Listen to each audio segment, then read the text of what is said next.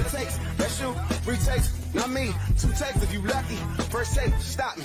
Four takes, that's you. Three takes, not me. Two takes if you lucky. First take, you got me.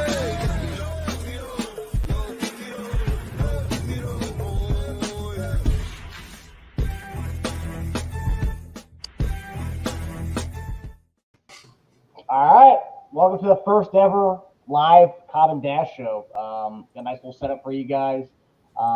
Really looking forward to this whole thing. So what do you guys think about the new setup? It's sweet, man. A lot of pressure since it's live, so we can't prep our stuff, but I'm excited. Yeah, I believe. Okay, well, I don't know if we'll have anybody coming in. It's pretty early on a Thursday, but people are setting their lineups up. The game's about to start in an hour or two, so. Lots to get into tonight. But before we get into it, we had Ruben come on last week, and he took a few shots. It's a chugging thing. He took a few shots. So I give him all the credit in the world for doing that. So tonight I got a little bit of what do you got? You got High Noon. Nooners. Yeah. That's all we have. So Nice. I'm gonna do my chug right now. It's live too, so you can't edit it to make it look faster. Yeah, well, that's what I'm thinking about doing. All right, so hopefully it doesn't happen again. I think this was an outlier this week, but Barry's filming me. All right, so 3, 2.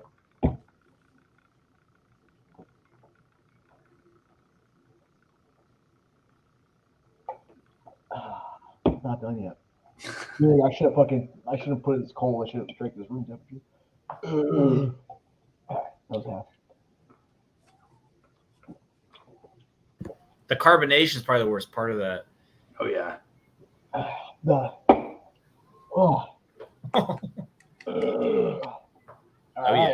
that's what we like. Yeah. So hopefully I don't lose again like that. Alex, I commend you for that. I think you not being here last week, I think you want to put an ass whooping on me, and I think you got that this week. Not coming on the show is kind of like a reverse jinx. It is kind of like that, yeah. you get that power. Anything you want to say about? Actually, we'll get that right now. So with that, the first thing we usually do on the show is the 3 takeaways. You were gone last week for the first 3 takeaways of the year. So since we're coming on right now, Alex, what are your takeaways from for the first for week 2? Well, I mean, obviously, my absence from the show going into the week 2 preview, there is a lot of backlash and a lot of talk, negatively towards my team, which definitely wasn't appreciated. I chose not to view the episode until I believe Saturday night or Sunday morning, and it was perfect. It was right on NFL Sunday game day. It got me kind of pissed off and a pretty good mood. Got my competitive juices flowing, and it was a good win. I mean, I don't honestly. I'm not going to go on a tangent and go off in multiple directions. I understand where it came from. I wasn't here. Our other co-host Ryan Cobb is going to be gone in a week or 2, and I expect something similar to take place. So it's just the nature of the game.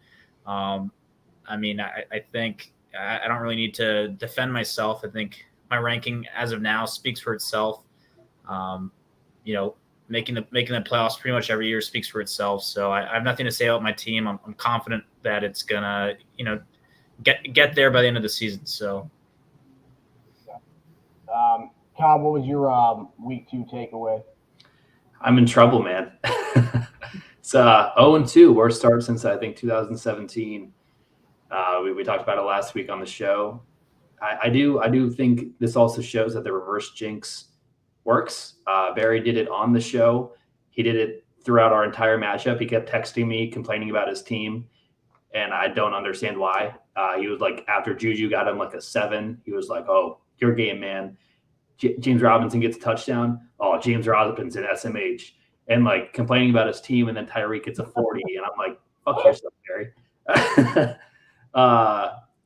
But he deserved the win. He got it. He's amped. He's in a good mood. But I'm on the other end of that, needing to refresh. Maybe I don't know. Alex touched on it. I'm going to be gone for the next two weeks. I think I need to clear my head a little bit. I think this show deserves my best. You guys deserve my best, and hopefully that 2 weeks off give me that.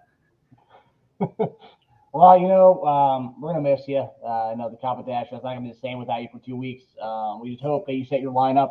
Otherwise, there is that fee that if you don't set your lineup, you have to pay that penalty fee. So hopefully you follow that. I'd say the thing I'm taking away from this past week, and I'm looking at my other leagues, and then I'm looking at this league. There's a lot more undefeated teams in a lot of my other leagues. This league's only 2, and there's two teams that are 0-2, and then 2 teams that are 2-0. So that's 8 teams right there that are 1-1. So I think we talked about before the season that this league was going to be kind of a crapshoot as who's going to get in the playoffs because everyone's so kind of close. There's a few teams that are really bad. There's some teams, pretty much every team's so even, and no one's really like taking the. I know people want to say Paul. Some people want to say Paul is the taken away, but I don't think so. I still from 1 to 10 or 1 to 11 really. There's 1 to 12. Yeah, because you and Tage are the only ones who are 0-2. I'd say 1 to 12. Well, all teams are pretty even. So I think, I think that's the big thing that's kind of jumping out at me. That everyone's kind of so close, and it's going to be a very close season up until week 14. So I'm excited to see how that plays out. So we're going to get right into with our week 3 matchups. But before that, we're going to take a quick commercial break with our sponsor, MPB Fitness. Marksberry Fitness is back.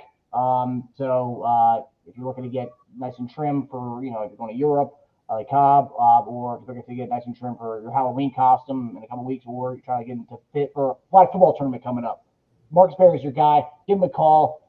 He's doing a 14-day challenge right now, which he's launching right now. So give him a call. We'll be back right after this.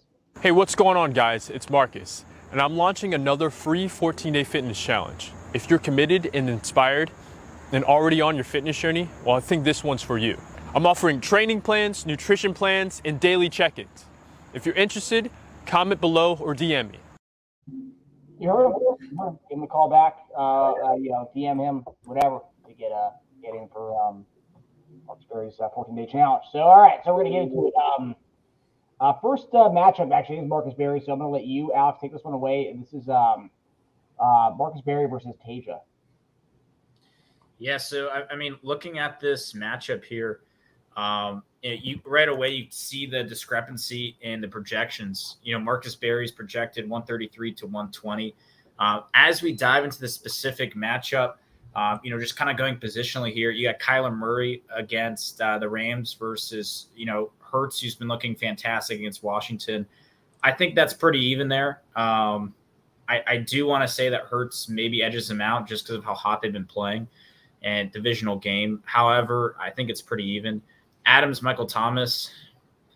I want to lean Adams here, especially, when you look at his game last week, he didn't have that many targets. And I think, Hunter Renfrow is looking like he's going to be out this week, which was kind of a shock to most owners. It was kind of going under the radar. 2, when you look at the Raiders, week 1 game versus week 2, I think they kind of dialed Adams' target back way too much and kind of his route tree. I think they're going to open it back up against Tennessee. I think he's having a good game. Michael Thomas, when you look at his game logs, especially week 1, we had a fantastic performance. Those are coming off 2 touchdowns. He didn't have that many targets in general. I'm going to give Adams that matchup there. Eckler versus Aaron Jones. Here's the thing. Aaron Jones come off a fantastic performance, but Tampa Bay's defense, it's a run-stopping D. It's very – when you look from the fantasy perspective of opponents against Tampa Bay, their running backs typically don't lay up Tampa Bay's defense. And Austin Eckler, especially with Herbert, injured right now, expect a lot of checkdowns and handoffs. So I'm going to go Eckler there. Tight ends are kind of a wash for me. Cooks versus Tyreek. We're going to go Tyreek all day. Juju versus Henderson. Juju's been up in the air. We'll go Henderson. And then Keenan Allen versus Miles Sanders. If Keenan Allen plays, I'll probably go Keenan Allen here. So with this matchup, this honestly was the first time I've been able to kind of look at it and analyze it. Throughout the week, I haven't had time to focus on this matchup. Just looking at it for the first time with fresh eyes, I'm definitely leaning Berry here. I don't see this necessarily being like a huge blowout game to me. I think the projections are pretty fair. Unfortunately for Tasia, this is probably the most unfortunate part about his run. We talked briefly on the first episode that he really needed to stay as close to 500 as he could. If you look at his week 1 and his week 2 matchups, I think he lost both of them within like 5 points. So I was texting with him this week. He's kind of had a tough break to start the season because, 2 losses within 5 points. I mean, he easily could be sitting at 1-1, 2-0 right now. And, where his roster is down the stretch, I mean, that could be the difference between him making the playoffs or not. So you hate to see it. I think, again, in Tasia fashion, I think he holds him to a close matchup. I think it could be closer than, maybe someone would anticipate, but I do have Marcus Berry pulling ahead, winning this one. Wow. Interesting. Con, do you have a score projection for this one? Yeah, I think projection-wise, I think Barry pulls it out. I mean, I think that Miami Dolphins offense really showed their potential and that showed how crazy Barry's receivers are about to be this year. I think, like Alex said, Devontae Adams is going to be more involved than he was last week. I have Barry. I'm going to go 135 to 115. I'll throw a curveball at you. I think Tasia wins. And I think the game's going to come down to the 425 game with Darrell Henderson having a blow-up game. Darrell Henderson's going to have a 27. Darrell Henson's going to be the reason why Tasia ends up beating Barry and kind of just bringing back that awful trade that Barry did a couple weeks ago. So I think that's going to be the game everyone's going to look to, the game of why Barry lost. If the trade did with Tasia, they had Darrell Henderson trade, and that ended up dominating him on Sunday. So I think Tasia ends up winning 126 to 119 for 7 points. Darrell Henderson dominates, really puts him over the edge. Okay, so the next matchup, Cobb, I want you to talk about my matchup against Hotch. So Dash versus Hotch. Yeah, this is hopefully a bounce back week for you. You had obviously scoring the most points and then the least points back-to-back weeks. So now a lot of people are probably scratching their heads, especially you, of who's the real team. Hotch is 1-1. He won against Roden last week, and Roden had the most points that week. So kind of unfortunate matchup, but Hotch still didn't score that much anyways. But going straight across the board, this game should be pretty close. So going, Josh Allen has Miami though, which I think is going to be a shootout of a game. If last week was any indication, that's something I would be worried about. I think he has a projection of 30. I wouldn't be any bit surprised if he passes that. But Mahomes, you got your Chiefs stack going against Indy.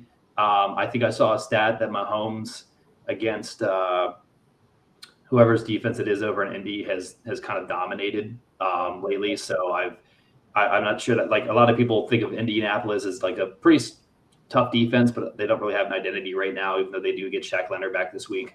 But if we go Mahomes, Josh Allen, I'm going to give the slight edge to Josh Allen, just how this season's been going. I do think Mahomes is going to get back on track, but how things have been going, I can't not give Josh Allen the lead there. Jamar Chase against Debo. Just because Chase is going against the Jets, I'm going to give it to Chase. Zeke versus Dylan. Dylan's going against Tampa Bay. I'll give it to Zeke here.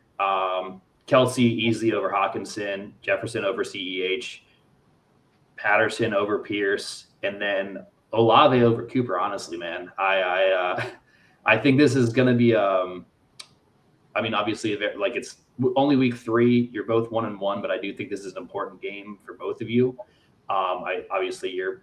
You can carry this momentum. I think these are 2 playoff teams, and being able to show up in week 3 just will prove to be a big factor later in the season, I'm sure.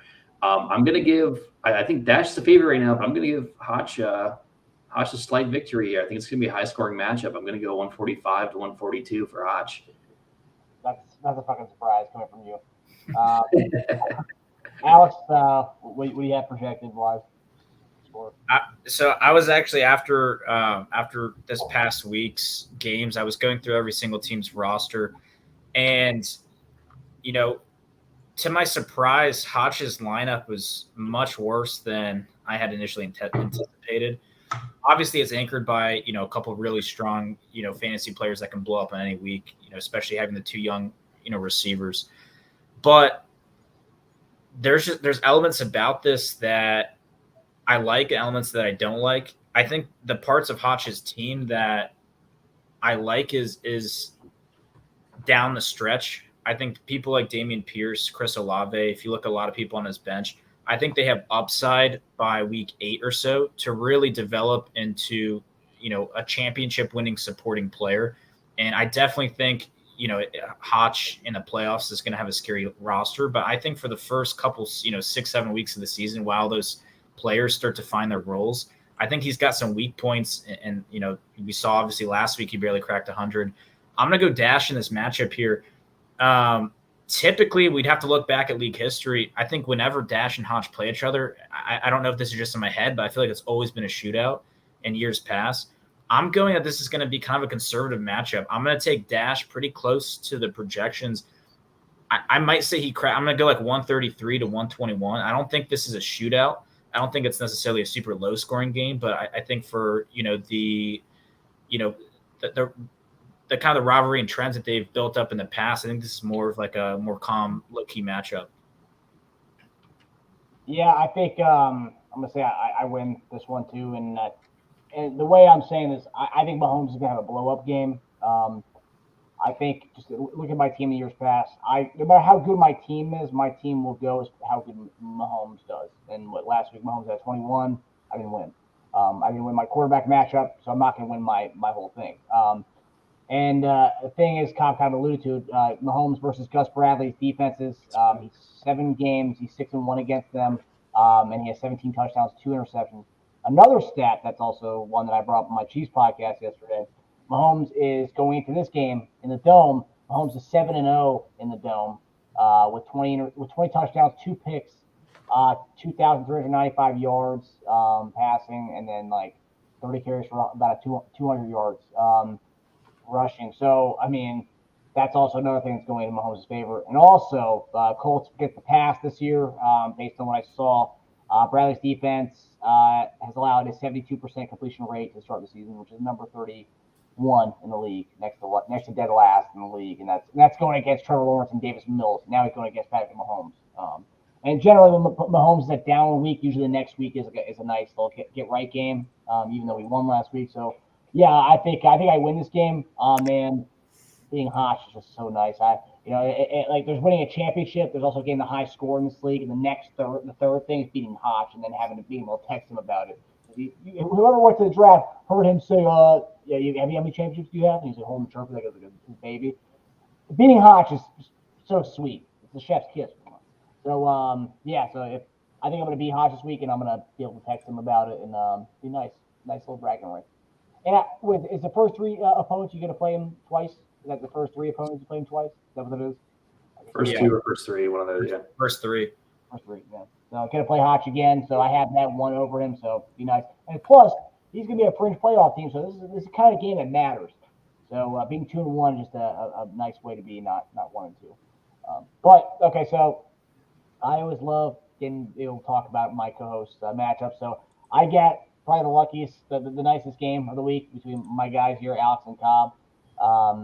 And we're going to talk about that right now. So based on the current projection of that matchup, they have Cobb winning by 3, which I think is kind of surprising because based on the ass whooping I took with Alex last week, I think Alex's team is top heavy.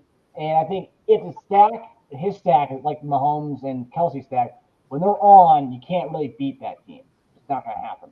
And plus, Cobb really went with the Denver Broncos stack, and I think everyone's learning right now that it's not working out. That whole Denver thing's not working out. I mean, I was watching Cowher today. If they can't get right by like week 4, if they're 0-4, you might see Broncos making a coaching change at the end of the season, which is interesting. But that's what he was saying. The hot take there. But we'll go to the matchups. So Stafford against Arizona, Wilson against San Francisco. San Francisco got a pretty good defense, and Arizona's looked awful. So I'm going to go Stafford. And then plus Stafford and look at last year's game. They dominated Arizona last year in the playoffs too. Then you got Kupp and then Deontay Johnson. Deontay Johnson against Cleveland tonight. I will say Cleveland's secondary is atrocious, but Cooper Kupp is Cooper Kupp, so I'm going to go with Cooper Kupp. Fournette and Mixon, they're going to be riding Fournette big time this week, especially with all the injuries they have on offense. And then Cole Beasley might be getting starting. They just picked him up yesterday, so it's a close one, but I'm going to lean Fournette here. But I do think Mixon's going to have a good game, bounce back for the Bengals. They need to win. But I'm going to take Fournette based on usage. I think he's going to get a lot of checkdowns and a lot of everything. Freiermuth and Higbee, that's a wash. But I will say Higbee gets more targets than Freiermuth, so I'm going to lean Higbee just because he's getting more targets than Freiermuth. But Freiermuth didn't have a touchdown last week. So. Sutton, Javonte Williams, the two Denver guys there. Just based on usage and volume, I'm going to go Javonte Williams slightly though.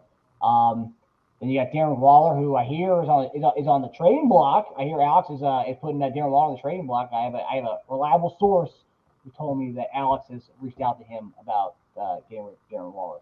So, but Darren Waller against Dalvin Cook, and then Treylon Burks. Wow, where did this kind of start last week, dude? Treylon Burks against James Robinson. So, I actually do like upon looking at it, I actually do like Cobb in this one slightly. And this might be the last good thing I say about Cobb for 3 weeks.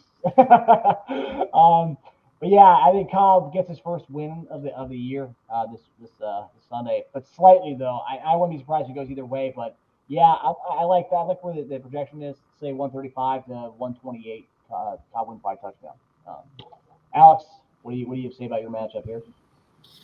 I was going through a lot of the matchups this week. Honestly, I have this as probably the closest game of the week.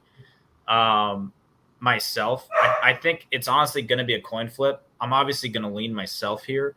But I mean, just looking at it, there's a lot of people wash each other out. Or more so, because I know he's got, obviously Cook and his flex and whatnot. Both teams are top heavy in the sense that they have, 2 to 3 kind of studs that when they hit carry the roster, and then, a lot of good, reliable supporting depth on, within their starting team. So it kind of comes down to which of their top heavy guys hit. If Mixon and Cook both blow up, it's going to be hard to beat that team. If Kupp goes off again for, another, 25 plus point performance, Stafford is going to play well, is going to have a good game as well. So there's a lot up in the air in this matchup. I really think it's close. Cobb obviously needs this win more than myself. I think that's obviously clear. When you look, I guess a couple things, and this is what I was thinking of, going into this segment. One, I think it's clear across the league, competition is so equal right now.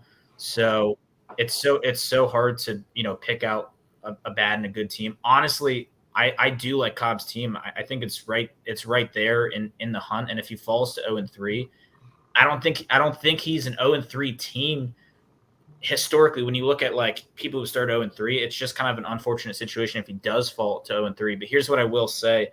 Aside from having myself winning, when you look at a team like Paul's team last year, people were I think people were hyping up Paul's team the entire season, and rightfully so. He had that quadruple-headed monster of a running back team, and I believe he randomly just got off to bad luck. I think he had good performances, and just every single week to start the season, his opponents just had blow-up weeks, and he started off 0-4.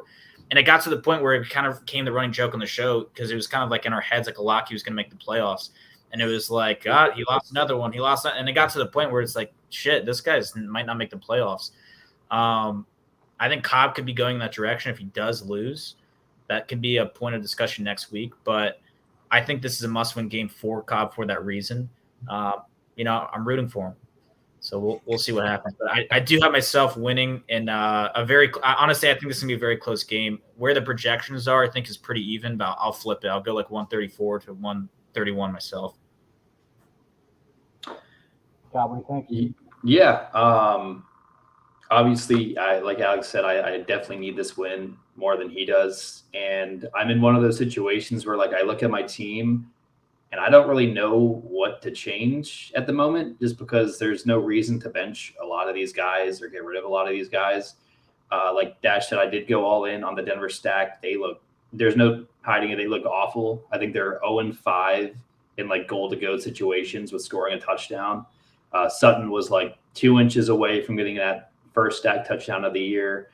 And, looking on the other side, Alex's matchups with he's a top heavy team, but Stafford and Cup against Arizona, that's going to get him a shit ton of points. Fournette against Green Bay. I mean, David Montgomery went off against them. And I just, it's rough there. I do hope, Mixon and Cook get it together. Those are kind of the guys I was relying on. Just that's why I kind of took the risk with the Wilson Sutton stack, was I thought my running backs would be the staples, the cornerstones to get those consistent points that I need, just in case that Denver stack doesn't get off to a hot start. And I'm sitting here with none of that other than, Denver just sucking. With that being said, I do like my team. I'm going to keep pulling for them. I think I do need my team to get the win this week just for my sanity, and so I don't get bashed too hard when I'm gone for the 2 weeks. And this isn't me stepping away from the team. It's just me stepping away from the show, making sure I focus. It's, I haven't been 0-2 in 5 years. And it's kind of, I don't want to say new situation, but it's something I'm not familiar with. And, hopefully this hiatus will do, or sabbatical, whatever you want to call it, will do me some justice. But I'm going to go, I'm going to stick by my guys. My team hasn't been performing, and the teams I've been going against have been, some might say, overperforming. Other than Stu's going to win the whole league. So I'm gonna go with myself. I think I've got to get a bounce back week. I've been getting the touchdowns. I think the touchdowns come this week. I'm going to go myself 135 to 127. Interesting. I think that's what I had for you. Pete. Not bad. All right, Alex, take us to Roden and Paul. A matchup that, I actually think Roden, you guys were down on Roden's team. I was the only one on Roden's team, and Roden's, him and I are the only ones that had get $30 out of the buy-in so far, and I was on this guy from the get-go, Roden and Paul, and I think he's going to put Paul in his place finally. Someone's got to do it. I don't know if anyone's seen Paul on the waivers, but this guy is a maniac out there, and someone's got to put him in his place. And I think Roden is the guy to do it. So tell us about 29 moves already. Jesus, crazy. This is definitely an interesting matchup. I know post draft we were all very low on Roden's team, but he's got a couple guys that have been hitting. I mean, Waddle coming off a phenomenal performance throughout the season. I mean, we'll see how that plays out. I mean, I think there's a chance that he just becomes wide receiver 1 this year in terms of fantasy production. You also look at guys, you got to love guys like, Dotson, and Wilson. The two of them arguably could be the best 2 fantasy, rookies this year. After that performance from Wilson last week, and he blew up for like a 36, and Dotson being consistent, putting up, I think, 3 touchdowns in the first 2 games of the season. So he kind of came from the depths of nowhere to have a semi-relevant roster. So I think where the projections are at, I know how Yahoo is early in the season. They're not high on rookies or younger players, when in relation to upside and stuff like that. But I would say if with my own personal projections, without even going through this, it has to be closer. I think it's going to be a close matchup. Diving in head-to-head, Wentz versus Herbert. Normally, I'd go Herbert all day, and this is where a huge discrepancy is. You have a 10-point swing for Herbert. If you look at Wentz's game log, he's been playing fantastic. He obviously has a little stack there with Dotson, which is kind of, flying under the radar there. But I think he's been playing really well fantasy-wise. The only thing is Philly defense. The Philly defense on Monday night looked fantastic. I mean, they locked up Slay locked up Jefferson on Monday night, so it's tough. But Herbert's obviously coming off the injury. I might reach here and say it could be a wash. I don't know. I could see Herbert, being a little cautious, checking the ball down a lot. a lot of handoffs. So I might call that a wash. Waddle versus Diggs. I'm going to go Diggs, but Waddle could blow up again. This is where I think there is a big discrepancy. I think Jonathan Taylor blows out, Connor, especially coming off the injury. Kittle, he's not 100% going Mark Andrews here. Let's see. Mike Williams is off and on. He either blows up one week or he doesn't. I think now with Keenan Allen back, I don't think it's a Mike Williams week. I think he has 5 or less. I'm going Dotson, Christian Kirk, Garrett Wilson. I think Wilson continues to establish himself as a dominant fantasy player. I think Kirk's been a sleeper this year. I kind of have that as a wash. And then Jeff Wilson versus Curtis Samuel. It's kind of interesting, these no-name guys that are becoming relevant just due to circumstances. It's tough. I know they've activated Marlon Mack, and I think they just signed Tevin Coleman over there in San Francisco. I can see it going to more of a committee that game. So I don't know. Maybe Curtis Samuel, he has been hot. Overall, I got this really close. I'm just trying to think. Let's see. I guess I was pretty even down the board. I'm going to lean Paul here in this matchup just because if anyone has a chance to, beat that kind of tie, that washout, I think Herbert could end up just having a normal game. Who knows? So for that reason, I'm going to go Paul here. But I do have this pretty close. I could see this even being kind of high scoring. I'm going to go like 141 to 135 in favor of Paul. Hey, you're really the fact that you think Wentz is going to have a better game than a 19, that Eagles defense look pretty damn good. I know Wentz put up a good number recently, but the Eagles defense looked really good on Monday. No, and it did. If you look at Wentz, he's been playing from behind a lot and been getting a lot of garbage fantasy points. So, I suspect that to be the same in that matchup. Yeah, and you have stack steal with Curtis Samuel. Like Curtis Samuel does score touchdowns. Yeah. Yeah. So, Kyle, what do you have the projection for this game? Yeah, I'm going to go Paul pretty handedly, honestly. I think, not like I like Roden's team, but it kind of looks like a daily fantasy team with like some money left over.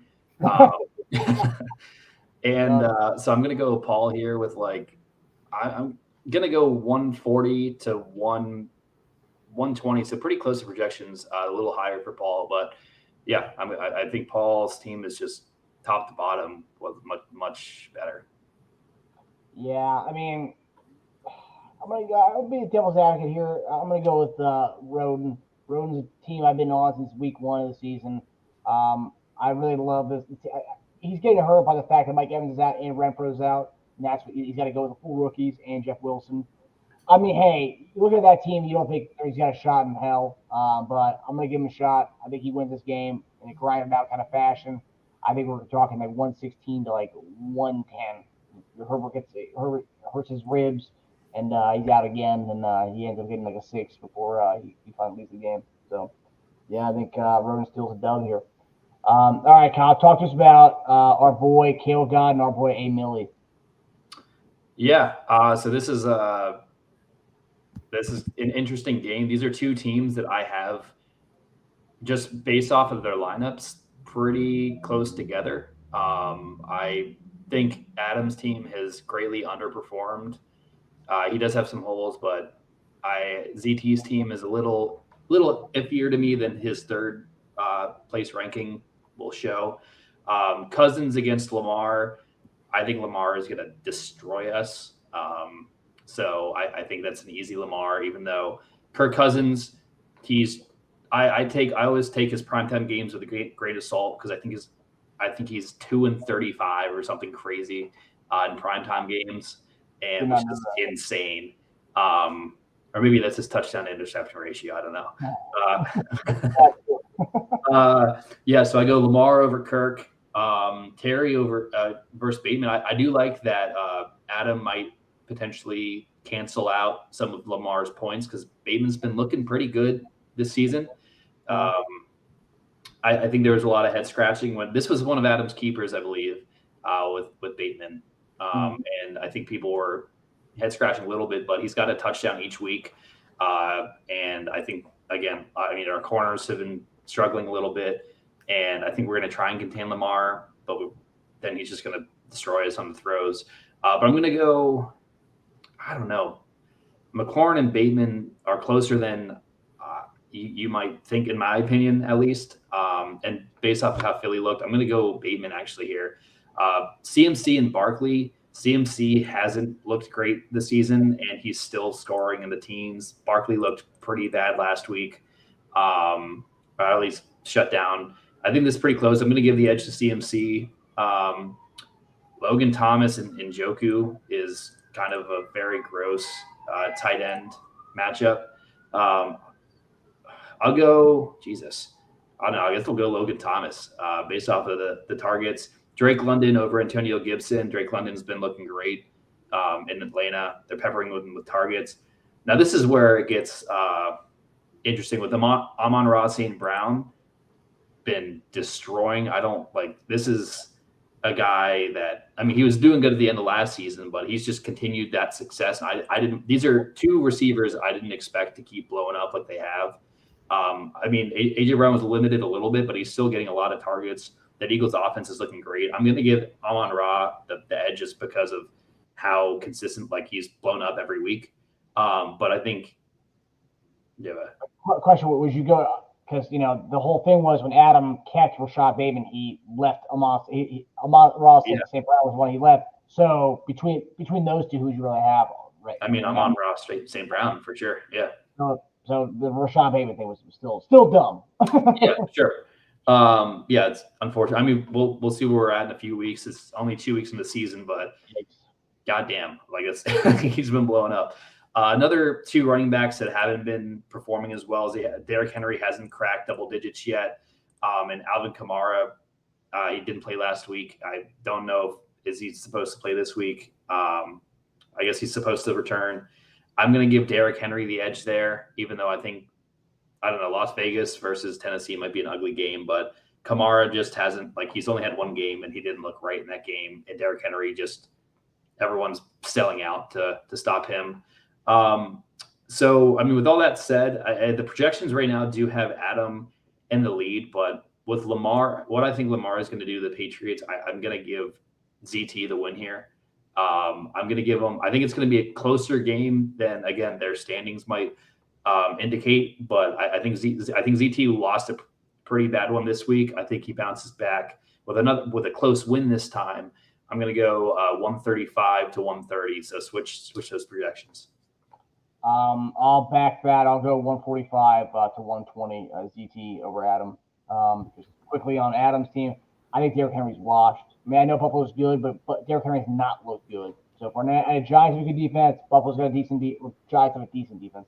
So I don't know. This would be a week to see if Derrick Henry's washed because based on what he looks like, he just looks like a shell of himself. And that's what happens when running backs get to a certain age, especially him who's been utilized so much as he has been. And I think Adam kind of left the road Derrick Henry. I mean, he traded for him, and I think he thought he was going to get the guy that Paul had, and I don't think he's it. And I think just top to bottom, ZT's got a better team. And I think Lamar Jackson's going to have a bounce back game. Well, he had a great game last week, but the way Miami came back in that game, Lamar really didn't do shit in the second half. I think Lamar's going to have a carryover and have a good game this week. So I'll take ZT. Yeah, both of these teams are their rosters, in my opinion, are pretty similar in the sense of they have a decent amount of depth on their bench. They got kind of I don't know, some, I wouldn't say quirky guys, but they just have unique players that I was kind of high on in the offseason. I can't really put my finger on it what it is, but I kind of am a fan of both their rosters. But I do see ZT winning this matchup here.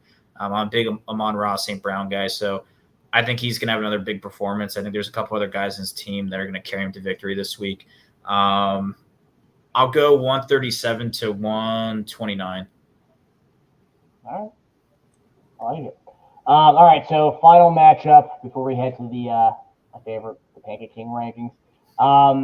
It's the Ruben and Stu matchup. Man, I don't know how Ruben fucked his draft up that bad that he can't, we're in week 3 right now. Usually you're last flex guy if someone does get injured, not bad. But dude, he's got nobody. It's actually kind of insane. Russell Gage is he's starting him as his last flex right now. And then you look at his bench, like, oh, he definitely has someone better than that. Noah Brown, Sammy Watkins, Christian Watkins. I mean, dude, that's so shitty. I really feel bad for Ruben because, he cares so much. And I give it to guys who do care a lot, I do think the only thing he has in his favor this week is the Joe Burrow bounce back. Joe Burrow has not looked good. Everyone's shitting on Joe Burrow and the Bengals, really. And I think the Joe Burrow T. Higgins stack and maybe a combination of Najee Harris doing well tonight. But I do think Joe Burrow and T. Higgins will get him over the hump, and I think he's going to get his first win this week, actually, because I'm not buying Tua. I think Tua's going to get dominated in Buffalo or in Miami against Buffalo. I'm not buying it. I'm not buying it at all. Vegas had it at first 3.5 point favorite for Buffalo. Then after the Monday night game, that skyrocketed to 6 points. I just think Tua, the first half of what we saw in that Baltimore game, that's the Tua that we're going to see from the majority of the season. I just think that he took advantage of the blown coverage of guys not guarding Tyreek Hill, and he was throwing to a wide open receiver. I will say the throw he had to Waddle at the end of the game was a nice throw, but I mean, 5 yards away. I'm not buying Tua, and I think the fact that Stu had Trey Lance, Aaron Rodgers, and he was spent a lot of money for Tua. Good luck, Stu. It's not going to work out because Tua is going to be a bum, and I think he's going to get the same as what Rodgers will end up getting you on average per week. But looking closer in depth, so Burrow, Tua, Burrow, T. Higgins, CeeDee Lamb. Let me give T. Higgins slightly. Najee and Chubb. So the square off tonight. So we're going to get an indication of what this matchup looks like based on the two bell cows from both teams tonight. But I'll give slightly to Najee. You got Pitts, Goddard. Actually, no, slightly to Chubb, sorry. Pitts, Goddard, Pitts. Although Goddard, pretty well. It's a close one. A-Rob, Swift. Gabe Davis, who's going to play. D-Mont, Gabe Davis. Russell Cage, Michael Pittman. If Michael Pittman plays, which I think he's going to play. He's practiced all week. But yeah, I think Stu, top to bottom, Stu's got a better team, but I think Burrow's going to have a really good week, like a semifinals type last year kind of week this week. And so I think Burrow puts Ruben over the top for his first dub of the season. Yeah. What do you guys have for this projection for this game? Yeah, I have this would be the biggest upset of the season. It's only week 3 if that happened. I mean, Stu was able to put up a ton of points without Pittman last week. Yeah. I'm on the side of with you of I don't buy Tua yet, mainly because I don't like him. And I'm not supposed to like him, but you look against with that Pats game, we did great against him other than that one blown 4th down touchdown to Waddle at the end of the half. And if he did, he only got a 16 that week, and he still had that and then like you said, it was kind of like Ravens let their guard down. They had corners that are hurt. I think Marcus Peters was there, but he was just returning from injury, and they didn't look right. So like sure, that's not, you can't use that as an entire excuse, but I'm still holding out hope that Tua sucks.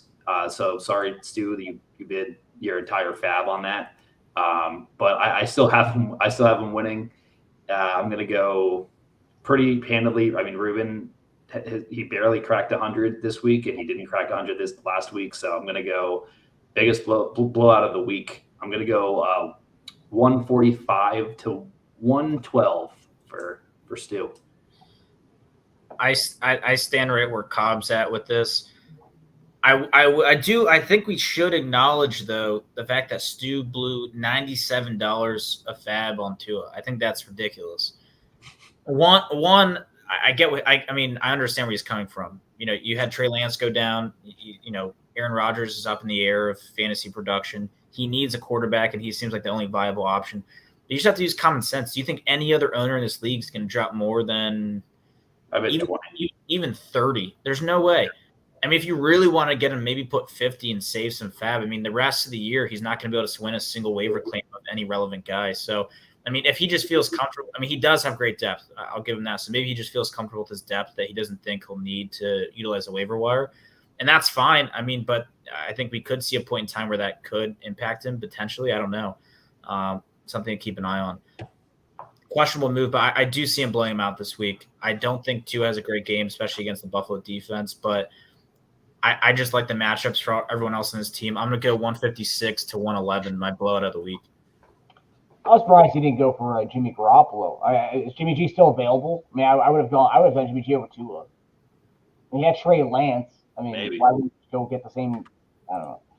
All right, but that leads us to our Week 3 Pancake King rankings. This is sponsored by IHOP, the home of the stack. Go to IHOP and get your stacks.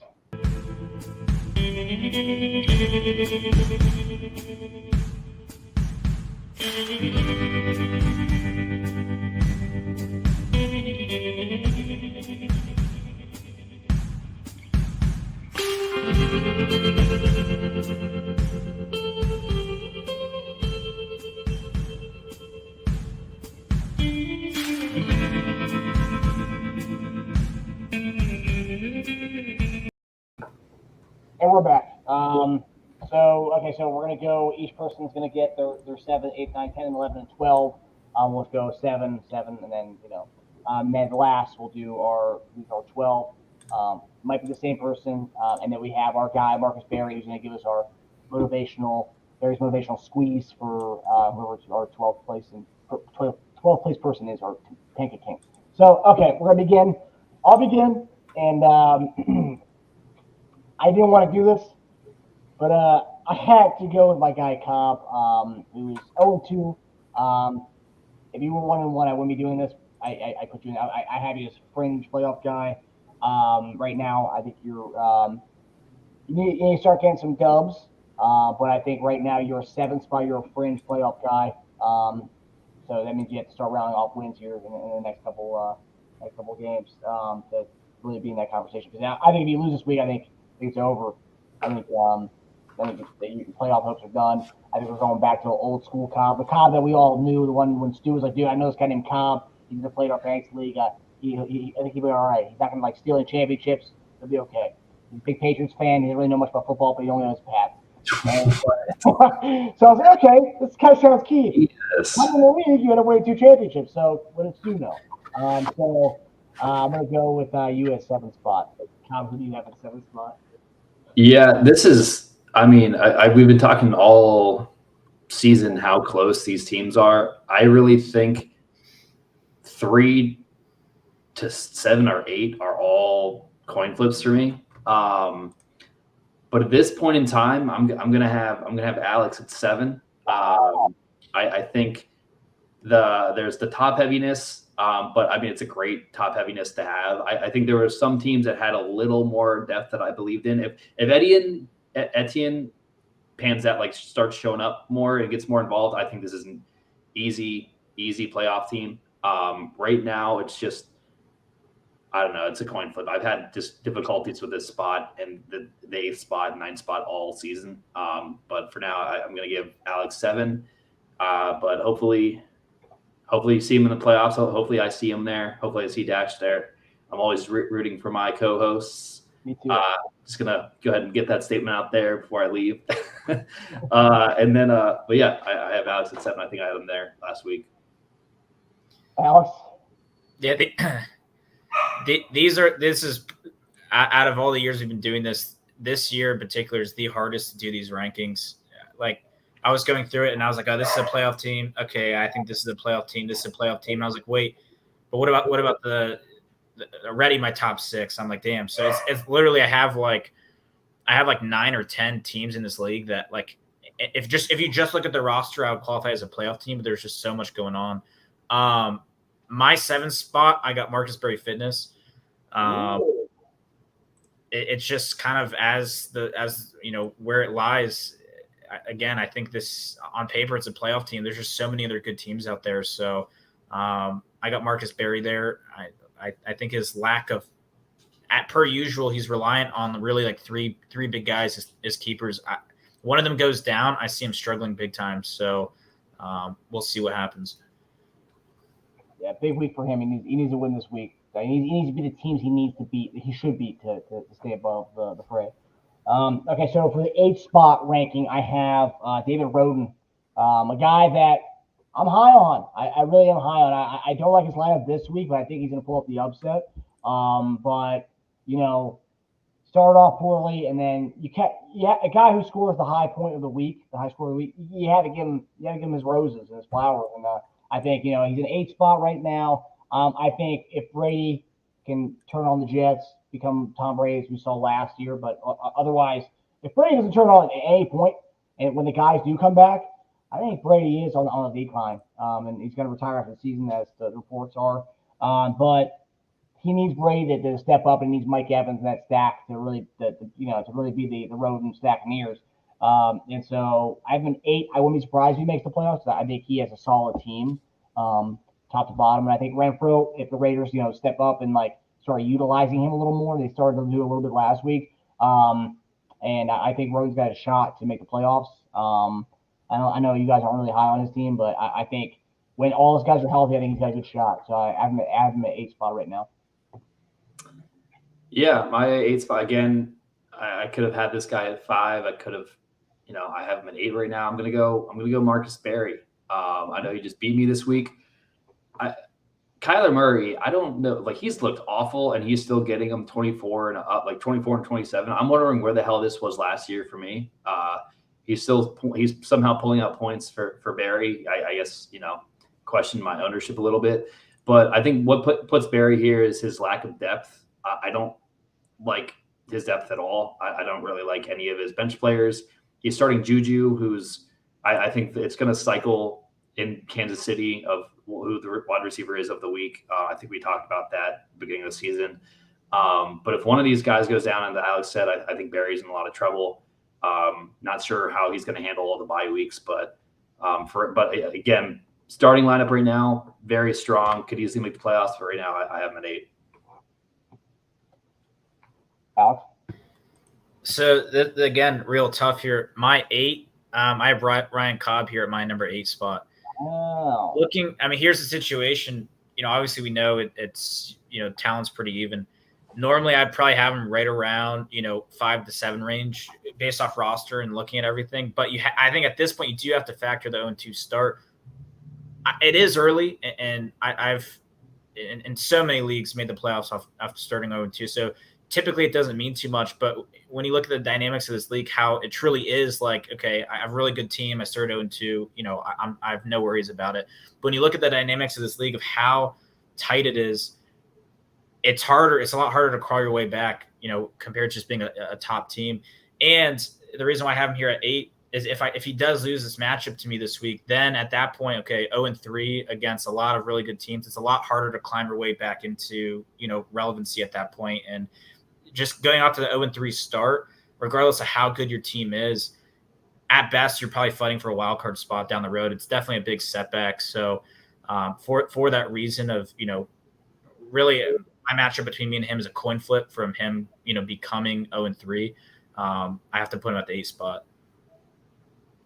Yeah, it's a really big week for the 0-2 guys, Cobb and Taser. So for the 9 spot, I have Matt Hotch, our reigning champion. I don't buy his team. And I think that obviously I have him in 9 spot because I do think having Josh Allen, Jamar Chase could put him over the hump, and Justin Jefferson too. But A.J. Dillon has not really been the guys everyone thought was going to split backfield this year, 50-50. Aaron Jones is on another fucking level, man. He's really tearing it up this year. And then Dameon Pierce, of course, Hotch overdrafted the rookie that everyone was sucking his fucking dick at midway through preseason. Everyone was like, "Oh, this guy's the guy. He's gonna get the full load." Well, he's starting to get the full load. And still though, the Rex Burkhead's still in a lot of carries there. He's better pass blocking back. And then you also have the fact that the Houston Texans are going to be playing catch up a lot. So all the carries that you thought Dameon Pierce were going to have out the window. And then you got Olave. Hotch just went with the rookies, and I think that's going to be his downfall because a lot of these rookies aren't going to be guys you start on teams. Most people aren't starting the rookies. The teams that are starting the rookies are the ones who were in the Pancake King rankings. That was Roden in the 7th spot or the 8th spot, and Hotch in the 9th spot. So I think altogether, Hotch's team is nothing. And also George Pickens, he missed on that one. 2 catches in 2 games so far? I know he was mad that he's only got 2 catches so far, but he's not the guy. Not the guy, at least right now. And I think by the time these guys do become the guys, it's going to be way too far gone. Hotch is going to be cemented in the Pancake King rankings. So Hotch is my 9th spot. Yeah, at my 9, I'm actually surprised by you guys. I'm gonna put myself at 9. I think you're gonna factoring in the 0-2 start, the low point performances to start the season. I'm playing Alex this week, and then I have Hotch and then Dash. Those are that's a really tough start of the season, and if I'm able to pull out these wins, that'll be awesome, and I could jump right up to one of the top seeds. But I'm also getting ahead of some potential rankings in the future. But this is a team, like, it just on paper it makes sense. It's just when it comes to action, they just haven't been performing. And I just, if I don't win this week, I'm going to be in a tough spot. Closest this league has ever been, talent wise across rosters. All these wins matter, and I haven't been pulling them out yet. I haven't been performing enough, so I'm gonna put myself in 9, but it can fluctuate a lot depending on how it goes this week. Wow. At my 9 spot, I have David Roden. Wow. Again, I think this is a team that I don't see this competing for a bye week, but I do see this as a potential wild card team for sure. It's got a lot of upside guys on it. So I think, he kind of shocked me with, the type of guys that have started to perform. And I think everything hit in his best direction. So, I mean, one could say, give Hodge credit because his cheat sheet in the draft, definitely helped Roden there. I don't really have, I think just where it lies. I think he's kind of towards the bottom end of the tier of teams that I think have a good shot at making the playoffs. So I have him here at 9. Yeah, so for my 10 spot, I got Tasia. I actually have Tasia here. It was between him and another owner. The reason why I went Tasia over this other owner is because quarterback. Jalen Hurts has proven himself to be right now. I think he's risen as far as the MVP candidate rankings. He's looking pretty solid. And I gotta say, I think with Hurts, Michael Thomas, Aaron Jones, and when Chris Godwin and Hopkins come back, Tasia, as we said, if Tasia can win a couple games, by the time Hopkins comes back, then we're gonna see something happen. And I think he's got a shot. Now I think his team is 10th, is better than the 2 other teams below him by a lot. And I also see that big of a margin between him and the guys ahead of him right now. Like you said, the entire rankings, everyone's so close to each other. So you start getting string off wins. And plus, he had a close loss last week. He had the lead until Jalen Hurts threw that pick. And that was kind of that was the thing right there, because that was a 5-point swing, because if Hurts doesn't do that pick, that's now -2, and then if they were probably going to kick a field goal at that point, and Tasia had the kicker. So yeah, I have Tasia at 10. I think there's a lot to like with this team, and we'll see what happens as we go forward. But yeah, 10 spot for Tasia. Yeah, this is a 10. This is another area where I'm not sure. Like I've been flipping between a lot of people, but I'm gonna go Adam here. I think we took different routes. I think I know who your next one's going to be, Dash, but I think just purely expecting CMC, Derrick Henry to bounce back a little bit. I really like Drake London. AJ Brown has impressed me in that offense. Rashad Bateman's looked good. So overall, there's some starting players. And when Judy comes back, I like that for Adam. There's some players, and Dobbins. Like there's players that I really like on Adam's team, and I think he obviously has not performed that well. He's only at 209 points, which is terrible. There's only one other person that's below that, but I think Adam's in a similar boat where he does have the talent. His team just has not been performing. So I put him in a bottom tier there. Alex? I also have Adam in my 10 spot. Oh. Just looking at it, I think this is the last spot of people that I think can make the playoffs. Not to say that the bottom 2 can't, but in terms of like where my percentages are at, I think that Adam's got pretty much an equal shot as does people I have ranked like 5 and 6. So it doesn't mean too much at this point in the season with everyone being 1-1. But I do have him at 10. But with the upside he's got on his bench, I think he can easily go on a run here. But we'll see. Yeah. So with my 11th spot, I have Adam. I went him below Tage because of the quarterback situation, and we don't know when Dak's going to come back. We don't know how Dak's going to look when he comes back. But Kirk Cousins and Trevor Lawrence, that's only going to take you so far. I don't think you're going to round off so many wins with that. And also, I mentioned that Derrick Henry doesn't look right. McCaffrey's, you sneeze on him, he's hurt. I think right now, I think he missed practice today with a hurt ankle out of nowhere. So like things like that. Your tight end situation's kind of meh. Rashad Bateman, all right. But yeah, I don't know. I'm just not really buying this team. I think a couple of years ago, I'd be all over this team with McCaffrey and Derrick Henry, but I just think that core, especially in a league where 6-point passing touchdown league, man, you can't really have a quarterback that could get you a 0, or whatever. Cousins has potential getting you really low numbers, and you can't really have if you're going to compete, you can't have a quarterback situation like that. I know he has Dak, but without Dak right now, you got Lawrence and Cousins. Pick your poison with average, and so that's right. That's where I see him. And again, him at 11 spot doesn't mean he's a bad team. It just means he's got equal opportunity at the 9th or 10th spot. But like, just my preference, I don't like that team with the quarterback situation that he has. So that's my 11th spot. Cobb 11. Yeah. So I just realized I had forgotten about a team. So every team I said previously bumps up a spot. So Alex is my 6th. Wow. This person is going to be my 10th. That is Tasia. I think him and Adam are pretty close. 11, you mean? Yeah, I know. I'm just saying Tasia would have been my 11th here, but I had missed someone. I'm going Roden at 11. I had made the comment that he is a daily fantasy team with some budget left over. And no offense to Roden as an owner, I think his team is overperformed, though.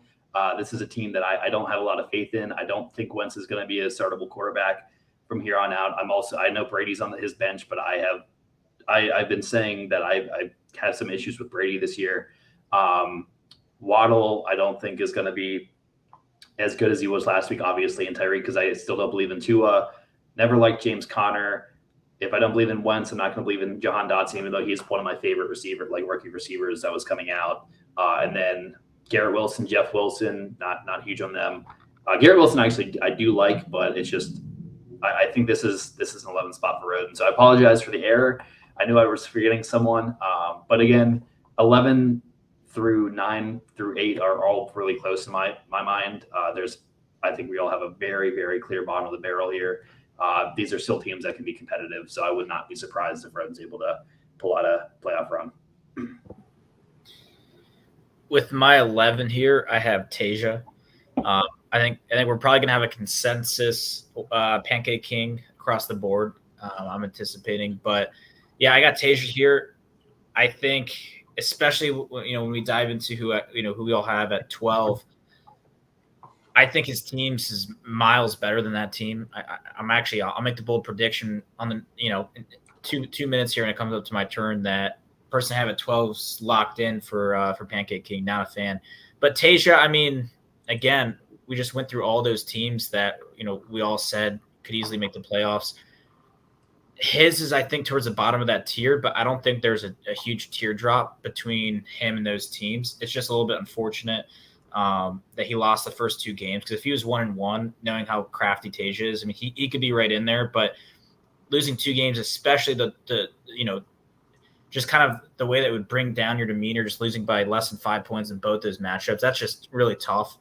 So he's in the same situation as Cobb. He loses another tough matchup this week if he does, and he's all the way down to 0-3. And at that point, where his roster's at, I don't see him making the playoffs at that point.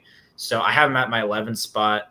Don't have too much positive or negative to say about his team. I think it's just so-so, and unfortunately he's 0-2 right now. Yeah, so that leads us to our Pancake King segment.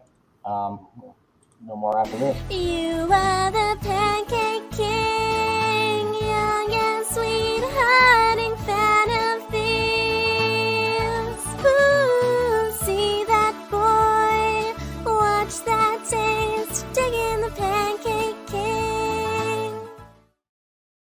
All right, so it's time for the Pancake King, and I think we're all on the same page here, but I'll go first here. I kind of got Ruben, man, the guy who does not know who he's starting every week. I mean, it's a new guy. Like, literally, you can pick up somebody off the waiver wire right now, and offer that up to Ruben, and that could potentially be his last flex. And that's how bad we're talking here.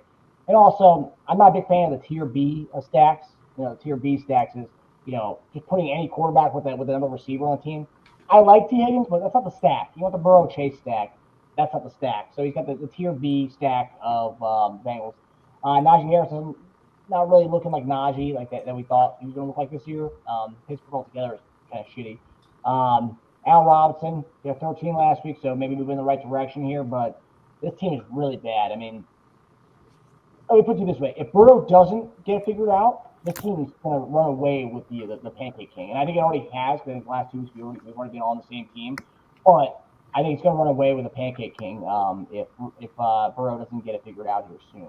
So, but I think it's going to run away with that anyway, with the revolving door of Sammy Watkins, Russell Gage, Noah Brown. Yeah, that's really bad. But yeah, Ruben's my 12. Yeah, same here. Not much else to add. I mean, and you look from Gabe Davis up. If I saw this roster, I think it was pretty good before the season. But these are all guys that really haven't panned out the way you would have thought coming into the season, and that's just rough for Ruben because then you expose the rest of the lineups or lack thereof in his case. Off to an awful start. He got a win in the slugfest with Adam. They didn't score like anything this week, and Ruben's probably counting his luck there, being able to pull out a win at all with this lineup. So kudos to you for picking him to win this week, but easy Pancake King. And with how bad he's performing, I feel like he might need to listen to that Pancake King song on repeat while he eats this stack. I think you should, yeah. So I also have Ruben here. Just like Dash, I'm very confident that he's going to run away with the Pancake King trophy. Not too much to say, just not a really big fan. I think he got way too cute with decision making, especially that trade on draft day on top of everything, man. That was awful. There's his right there. Yeah, I think absolute best case scenario for for Ruben is 4 wins. Absolute best case scenario. I realistically see him like 3-11 to end the season. The issue is this, and this is what I anticipate, kind of because we see so much competition this year, you always have that one team that maybe not necessarily pulls ahead, but gets lucky and finishes with 10 plus wins. But I anticipate majority of the league, like even like the 4, 5, 6 seed being like 8 and 6, and literally all the way down to basically 8, 9, and 10 being like 7 and 7. Like I see it that close this year, where everyone's got a very similar record. So because that middle of the pack, and it's not even really the middle, it's just majority of the leagues, I think it's going to be so close to floating around 500, and the teams that can be one game above are the ones that are going to make it in, because they're going to be that tight grouping. I see him as like the lone wolf at the very, very bottom. That's how I see it. In years past, you usually have 2 or 3 people competing. Even if there's like one team that is like Adam's team example last year, like this team's going to do it. There's always like 1 or 2 teams at the end of the season, and it only ends up with like 1 or 2 wins, like usually like 1 win above them, and then like the 10 seed ends up like maybe 1 or 2 wins above that. I think you're going to see the 11th place team be like 5 wins. 5 or 6 wins, and you're going to see him be at like 2 or 3. So I think there's going to be a huge, huge jump. That's my prediction. Yeah, he lucked out with that winning 101-98. 101. You don't get wins like that in this league. No, Ever. That's like standard scoring, like kind of games with like 2 flex. I mean, that's bad. That's awful. That's 4-point quarterback leagues with standard scoring. That's what that is. A 101-98 kind of victory. Yeah, team defense. Yeah. Okay, so we're going to move on to our final segment.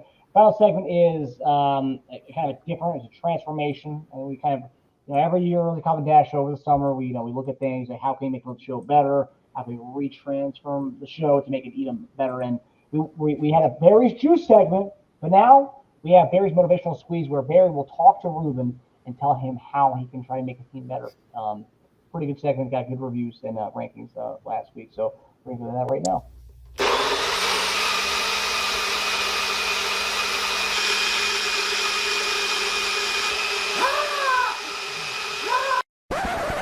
This is why you're fucking holding back, and I'm tired of the BS. All right, Marcus Berry, how you doing, buddy? Welcome to the show. Hey, I'm doing pretty well. It's great to be here. Yeah, it's great to have you. This is Alex's first time getting a witness of Barry's Motivational Squeeze segment. So, Barry, I don't know if you know, but Ruben is unanimously the Pancake King. And so we have, what is your motivational kind of squeeze for Ruben this week? Listen, man, it's the second week where actually the first week you didn't even break 100 points, but this week you got 101, barely squeaking by, barely getting 100 points. I don't know, man. It's like you got to figure out what to do with your team. You're looking like another Pancake King here for this upcoming season. So, or even for next week, you're gonna be drinking another brew. So that's where I have you at. So you got to figure it out. I know you've been getting a lot of heat this season already, but I mean, I hate to keep going at you, but you got to figure it out. Even though it's a long season, but as of right now, the syrup, I don't know. A lot of people are kind of guessing what type of syrup you like. So It's true. What is your? I'm thinking strawberry. I'm thinking strawberry here. Nah, he likes pure maple syrup, man. I'm telling you. Really? Oh, Yeah. maple syrup. Canadian boy. What is your favorite syrup? Well, I guess that makes sense. What's Alex's Yeah, favorite syrup? the maple syrup in Canada, but yeah, it's looking like the IHOP challenge next year. So you got to get it together. It sounds very motivational. It sounds passionate. Yeah, I was going to comment that wasn't motivation at all, but Okay, but, I mean, okay. hey, like, what is there to say right now? Just like, hey, like you're in last place. Like, you just got to get it together. It's like there's not much I can really say. It's the beginning of the season. You're tired of the BS when it comes to his lineup. Let me ask you, do you have his lineup up on your screen right now? Can you give us a grade on his last flex? And can you find somebody in the free agency right now that you'd start over his last flex right now? His last flex. His last flex. And then, It's go Russell to free Gage agency, right now. Russell and then go to Gage. free agency and tell me if there's somebody there who's better than his last flex or potential on his bench. Oh, see here.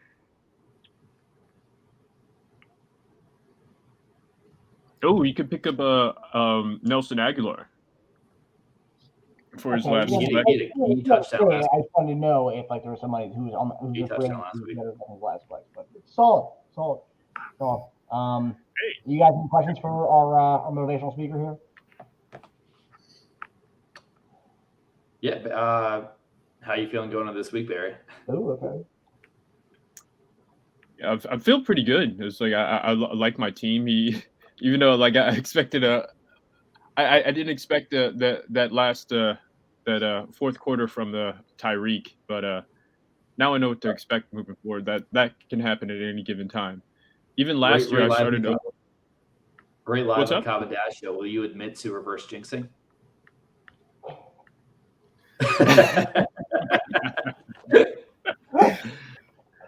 Let the games begin.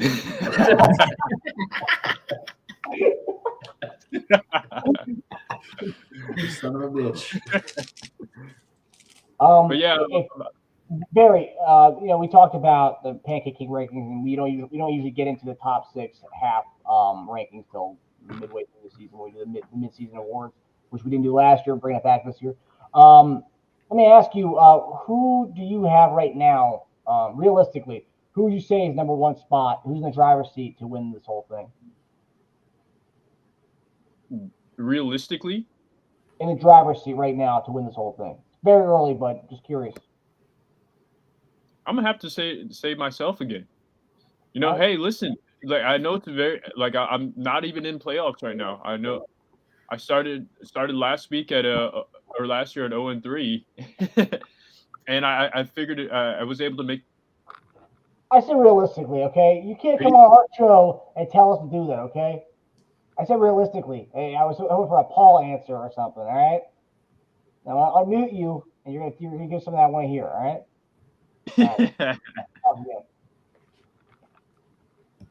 Realistically, the number one person right now, gonna have to go with Paul. He's been all over the waiver wire list, and I feel like, if he keeps up with this, he can win the championship. So that's what I'll say.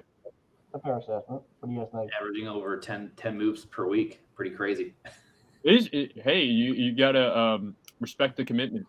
How do you feel about Stu's $97 fab offer on Tua? Would you have done that in his spot? No. And I'm not sure if he actually meant to do that, but it was like $97 obviously, but He definitely meant it. Alex did make a good point earlier. His depth on his bench is pretty good. So yeah. Stu actually texted me earlier saying how attached is Barry to Tyreek Hill. I think I don't know for sure. I think he wants the Mr. Frio stack. Ooh. Yeah, not happening. Yeah.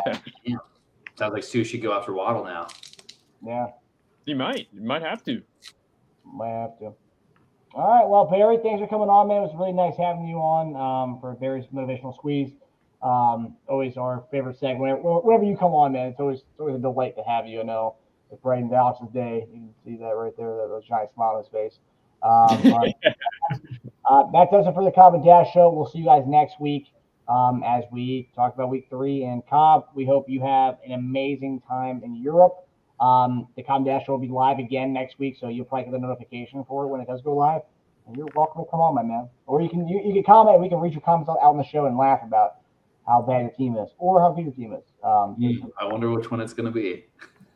Yeah, I don't know. But we'll see you guys next week in Cobb. Have a safe trip and have a good time. And come back and make sure you start your lineup. All right? I will. Absolutely. Good luck to everyone this week.